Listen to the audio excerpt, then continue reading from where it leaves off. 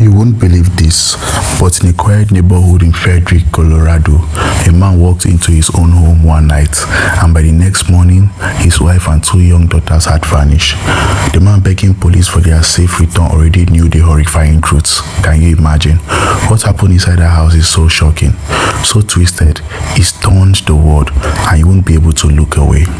This is the story of Chris Watts. Chris Watts appeared ordinary to everyone around him. To neighbors, he was quiet, polite, and unremarkable. He mowed his lawn, smiled at passing cars, and kept to himself. Shannon Watts was the name of his wife. His wife was the opposite, full of life, energetic, and endlessly devoted to her children. She shared her life openly online, celebrating small joys with her daughter, Bella, age 4, Celeste, age 3. She was 15 weeks pregnant with their third child, full of hope for the future. On the surface, it looked like a perfect family, but behind the closed doors of that home, darkness was already brewing.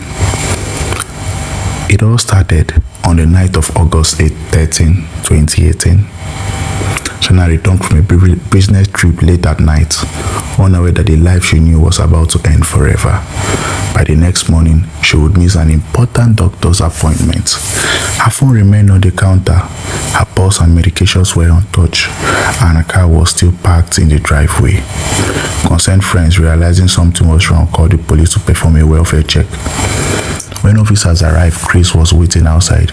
He seemed calm, almost unsuspecting. He explained that Shannon had taken the children after an argument and would return soon. At first glance, the story sounded plausible, but detectives immediately noticed small details that didn't add up. The house was silent. There were no signs of anyone living in a hurry. Shannon's belongings remained inside, untouched, and Chris' behavior seemed off. Something was fishy. Body camera footage captured him pacing nervously, avoiding eye contact, smiling at inappropriate moments when asked about his marriage. He insisted that things were fine, that they were working through problems. But investigators soon discovered something else. Chris Watts was having an affair. Can you imagine that?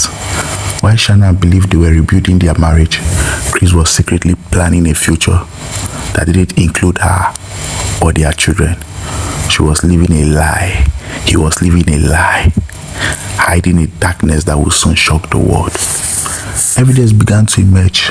A neighbor's security camera recorded Chris backing his truck into the driveway early that morning. He claimed he was loading tools for the work, but no one else leaving the house. Shannon and the children were nowhere in sight. The calm, ordinary father was hiding a secret that no one could have imagined. What could that be? Under pressure, Chris initially tried to deceive investigators. He claimed Shannon had killed their daughters in a fit of rage, and that he had killed her in response. But the story didn't fit the evidence. Chris failed the polygraph test, and the lies he told only made detectives more suspicious. Every evasive answer brought him closer to revealing the truth. Eventually, he confessed.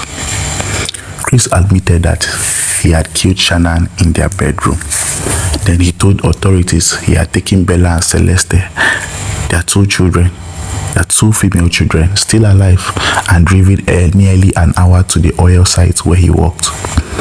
Could this be true? Then he ended the lives of both children and placed their bodies inside oil tanks, hiding the evidence. Shannon's body was buried in a shallow grave nearby. The father and husband, who smiled at neighbors, who appeared ordinary and harmless, had committed acts so chilling that even seasoned investigators struggled to comprehend them. Police meticulously documented the crime, analyzing every detail.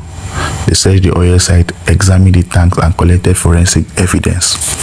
Detectives interviewed neighbors who described seeing Chris's truck at unusual hours, noticed unexplained absences, and detecting strange behavior in the days leading up to the murders.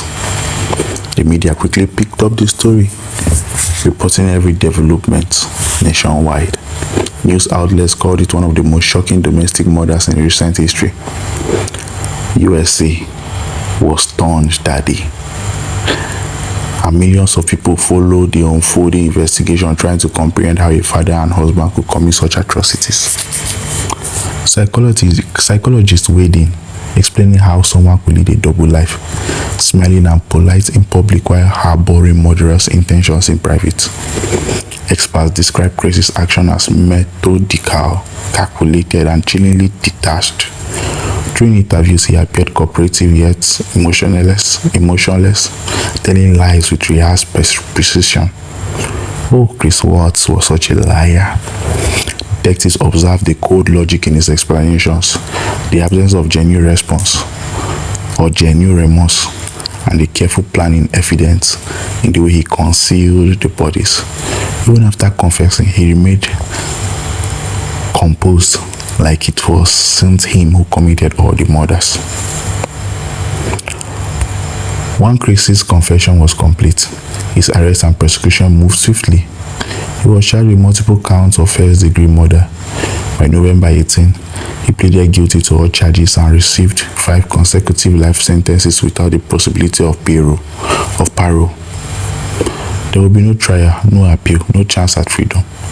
Justice, while delayed, was absolute. The Watts case is more than a story of murder. It's a story of deception, betrayal, and the darkest corners of human mind. It is a reminder that evil is not always loud, not always obvious. Sometimes it hides behind ordinary smiles, quiet manners, and the routines of everyday life. Chris Watts looked like any man you might pass on the streets, and that ordinariness made his crimes even more terrifying. The tragedy of Shannan, Bella, and Celeste is unimaginable. They were innocent, full of life and potential, and they were destroyed by the person who should have protected them. Their story forces reflection on trust, family, and the fragility of life. For those who hear it, it is impossible to forget.